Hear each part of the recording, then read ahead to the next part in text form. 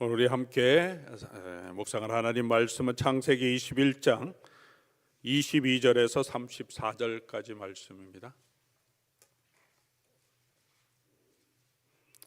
구약 성경 맨 첫 번째 책이고요. 제가 가지고 있는 성경은 27페이지로 되어 있습니다.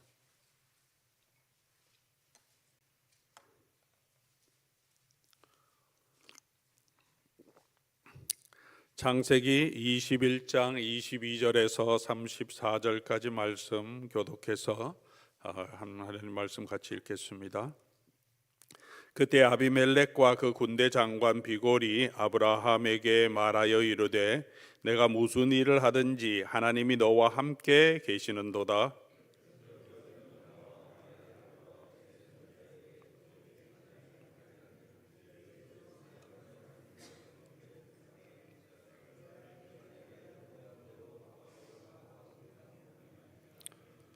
아브라함이 이르되 내가 맹세하리라 하고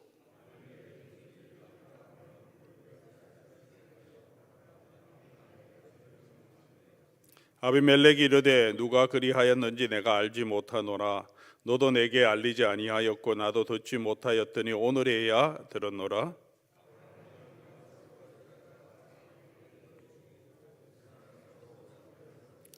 아브라함이 일곱 암양 새끼를 따로 놓으니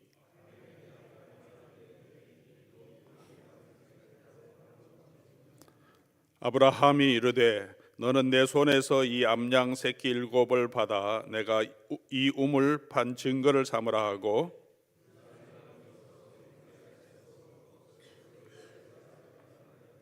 그들이 보엘세바에서 언약을 세우매 아비멜렉과 그 군대 장관 비골은 떠나 블레셋 사람의 땅으로 돌아갔고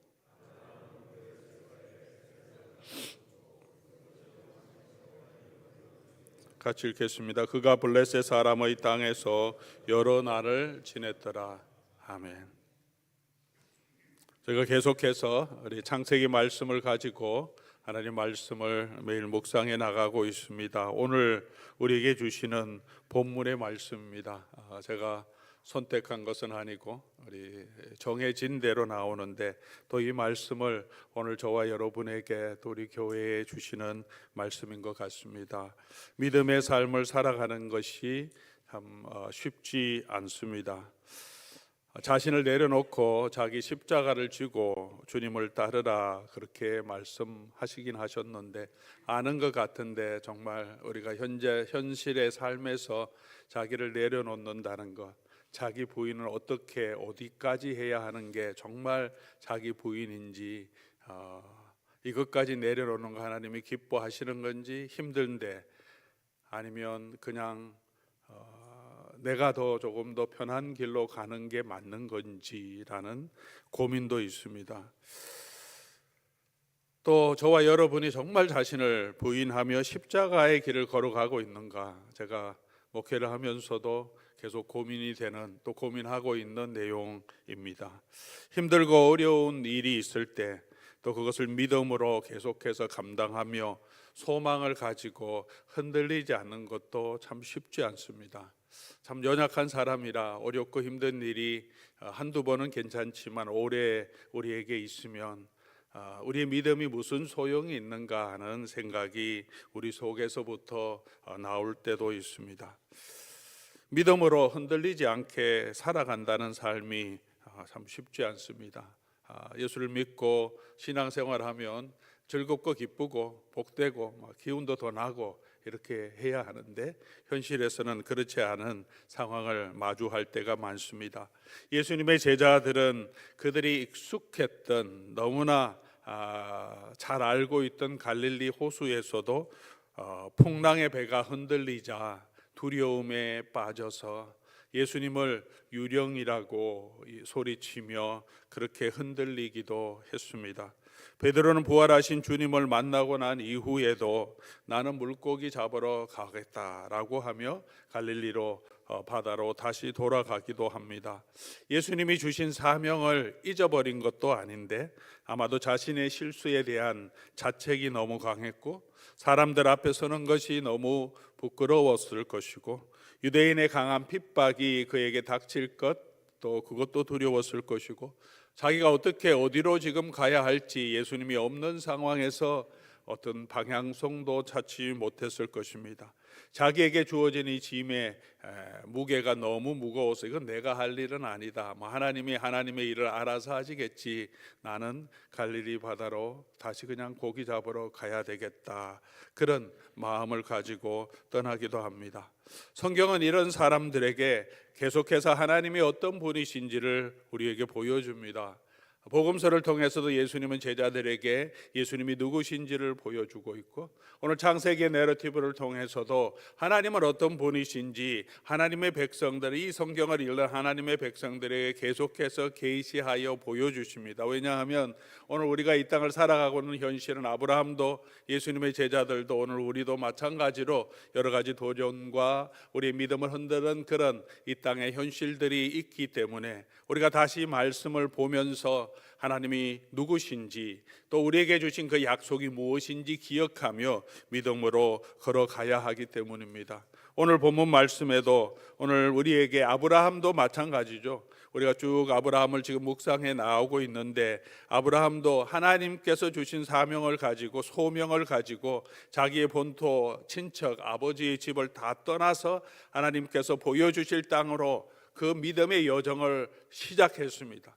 그렇게 해서 모든 것을 떠나서 버리고 이제 이곳에 하나님이 약속한 땅에 왔지만, 그곳에서 땅 한 평도 없이 그저 유목민으로, 주변인으로 그렇게 계속해서 살아가고 있습니다. 흉년이 오자 그 땅, 약속한 땅에 거하지 않고 조금 더 좋은 땅인 애굽으로 내려갔다가 어려움을 당하기도 합니다. 하나님께서 약속된 시를 주시겠다고 하셨는데도 불구하고 10년이 지나도 아무것도 그에게 자녀가 없고 나이는 점점 들어갈 때 하가를 취하라 하는 아내 사라의 권유를 듣고 이게 웬 덕이냐 그러면서, 아내가 허락했으니까 젊은 아내도 취하고 약속도 이어갈 수 있을 것이라고 생각해서 하나님께 물어보지도 않고 덜썩 그 일을 하다가 가정에 큰 어려움도 겪게 됩니다. 분명한 갈등을 보면서도 자기 책임을 방기하고 알아서 하도록 그냥 두어버립니다. 자기의 아내를, 자기 목숨을 구하고자 그 땅 사람들이 두려워서 언제나 누이라고 그렇게 말하기도 합니다.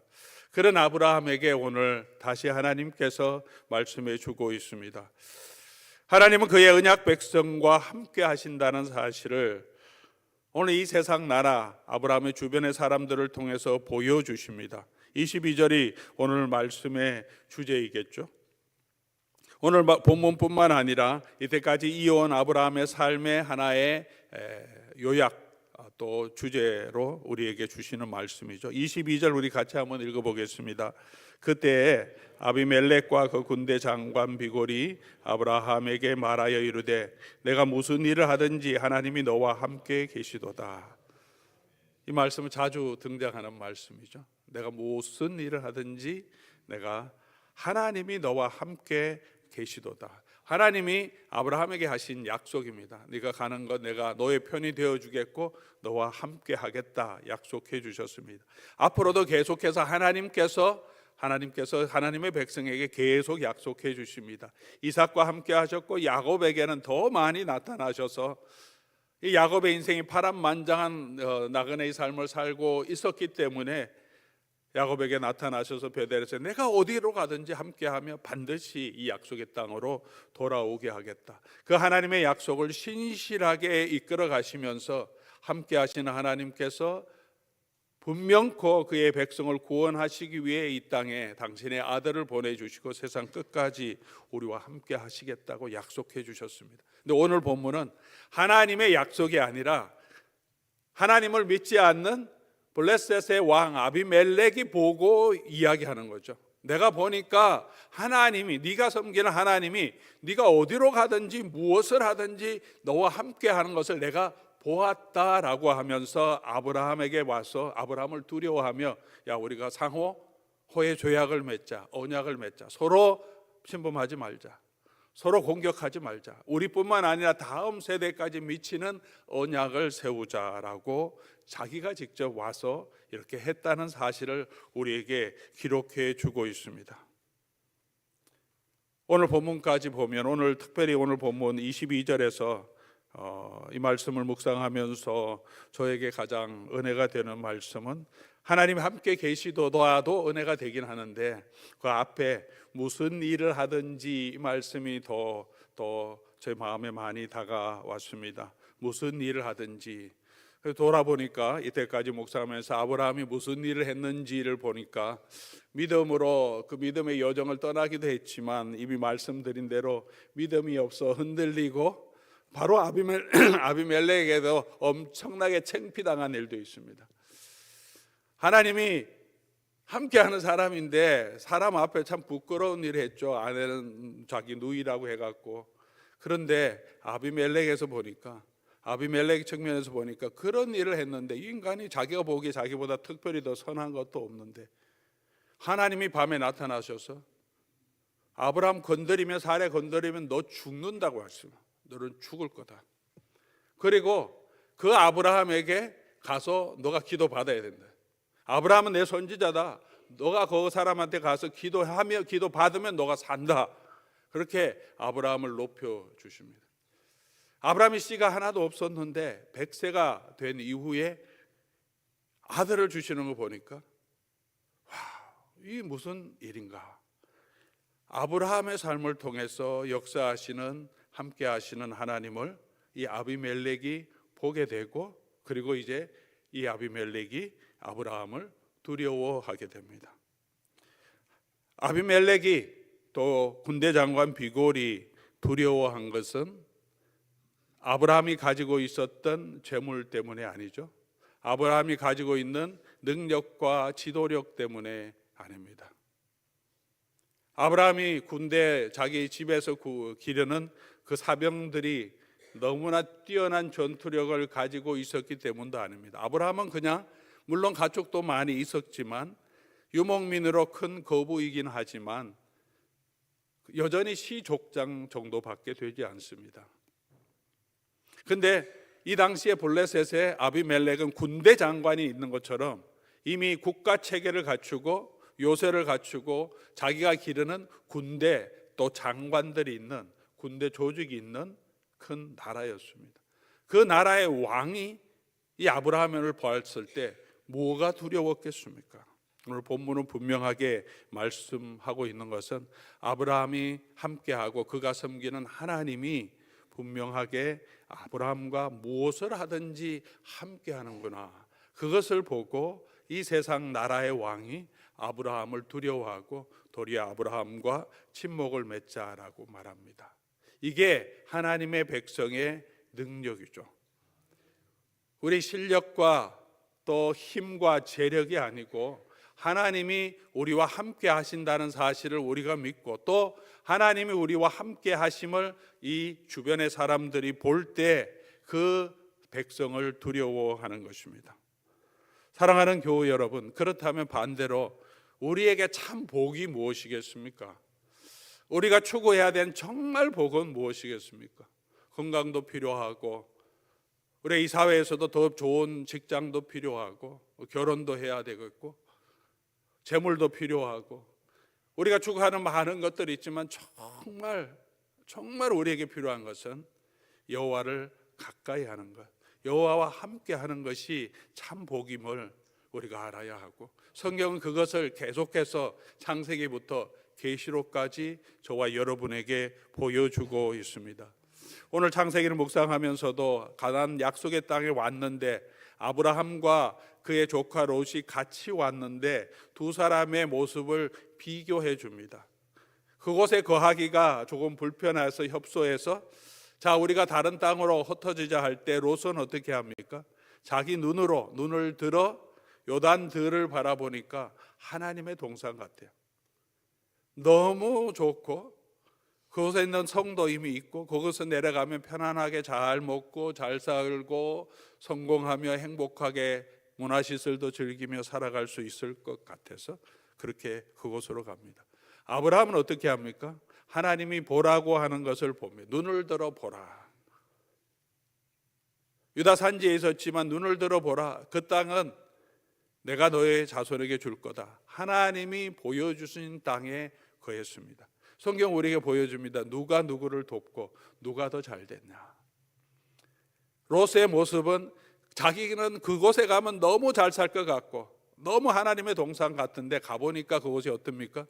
정말 그 지역에 다른 가나안 성읍도 많은 죄가 있지만 가장 부패하고 타락한 그곳에서 힘들어 살아가고 있는 롯의 모습을 성경은 우리에게 보여줍니다. 그곳을 떠나라고, 하나님의 은혜로 그곳을 떠나라고 하는데도 불구하고 떠나지 못하고 계속해서 지체하는 롯의 모습을 보여주고, 그러다가 모든 것을 다 잃어버리고, 그의 아내는 도망 나오다 억지로 천사의 손을 붙잡혀서 도망 나오다 그러면서도 뒤를 돌아보다가 결국은 소금 기둥이 되었다. 하나님이 그때도 하나님이 가라고 하는 산으로 가지 않고 자기 눈에 보는 대로 소활에 가면 훨씬 더 안전하겠다. 가깝고 성이고, 산에 가면 우리가 뭐 먹고 사는가? 아무것도 없는데, 그래서 소활로 갔다가 나중에 그곳에서 두려워서 결국은 또 산으로 가게 되는 모습을 보여줍니다. 자기 눈에 좋은 대로 이것이 있으면 이곳에 가면 안전하고 행복하고 즐거울 것이라고 하는 그 길이 결코 행복한 것이 아니에요. 우리의 삶의 환경이 중요한 것이 아니라 하나님과 함께 하는 것. 아브라함은 하나님의 약속을 붙들고 물론 흔들림이 있었지만 그 약속을 바라보고 서 있을 때 하나님이 아브라함을 통해서 일하시고 무너지는 그 성을 위해서 기도하는 아브라함이 되게 하시고 롯을 구해주는 그런 아브라함이 되게 해주셨음을 우리에게 보여주고 있습니다. 아비멜렉도 그렇게 하나님이 아브라함과 함께 하시는 것을 보고 아브라함을 두려워한 것입니다. 시편 73편 28절 우리가 잘 아는 말씀이죠. 여호와께 가까이함이 내게 복이라. 주 여호와를 나의 피난처로 삼아 주의 모든 행적을 전파하리이다. 그리고 여러 가지 삶의 어려움, 힘든 일, 또 신앙의 또 삶을 살아가기 힘들 때 이 말씀이 우리의 마음에 잘 다가오지 않을 때가 있습니다. 여호와를 가까이함이 내게 복이라.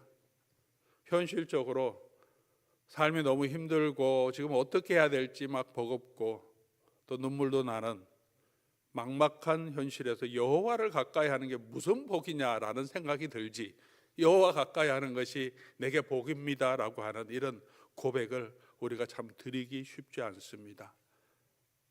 우리가 우리의 현실 삶 가운데 있기 때문에, 이 세상 가운데 있기 때문에 우리의 믿음이 흔들릴 수 있기 때문에 성경은 계속해서 하나님 우리를 아시기 때문에 말씀을 통해서 또 믿음의 사람들을 통해서 또 성경의 여러 가지 이야기를 통해서 계속해서 우리에게 말씀해 주고 있습니다. 이게 참 복이다. 그리고 조금 정신을 차리고 우리의 삶을 돌아보면 정말 이게 참 복인 것을 우리가 정말 알 수 있습니다. 사랑하는 교우 여러분, 여호와를 가까이함이, 여호와가 함께하는 것이 참 복이고 그 여호와를 우리의 피난처로 삼아서 우리가 주의 행적, 우리와 함께 하신 그 하나님을 함께 전하는 하나님의 교회와 백성이 될 수 있기를 바랍니다.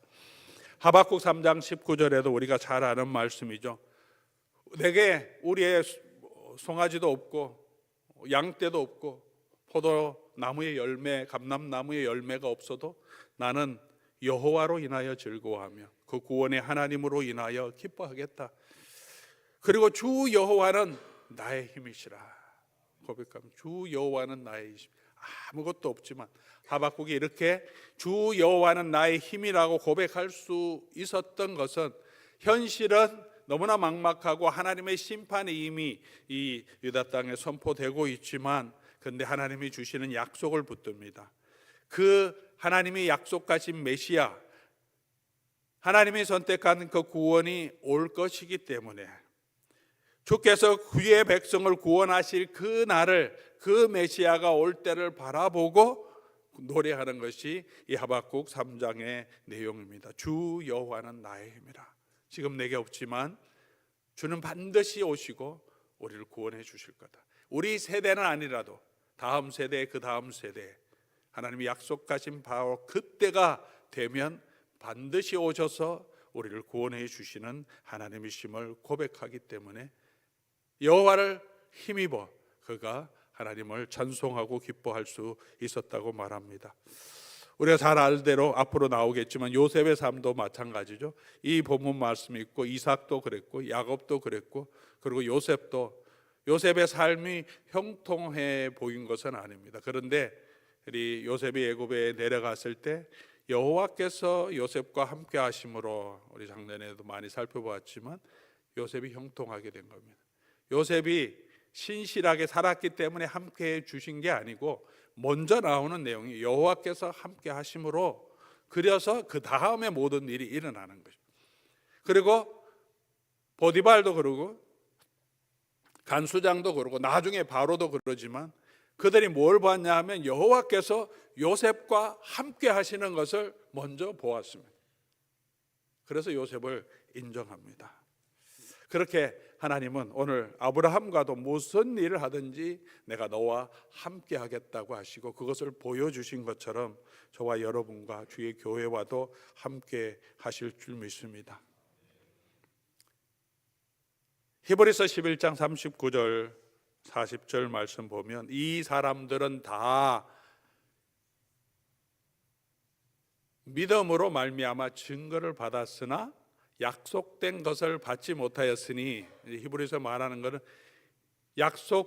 약속만 받았는데 그 약속의 증거, 이 땅에서 확실하게 그 약속의 땅을 받고 그 아브라함의 자손이 정말 셀 수 없을 정도로 많은 그것을 그들의 삶 가운데, 그들의 인생 가운데는 얻지 못했다는 거죠. 약속으로만 붙들고 있었다.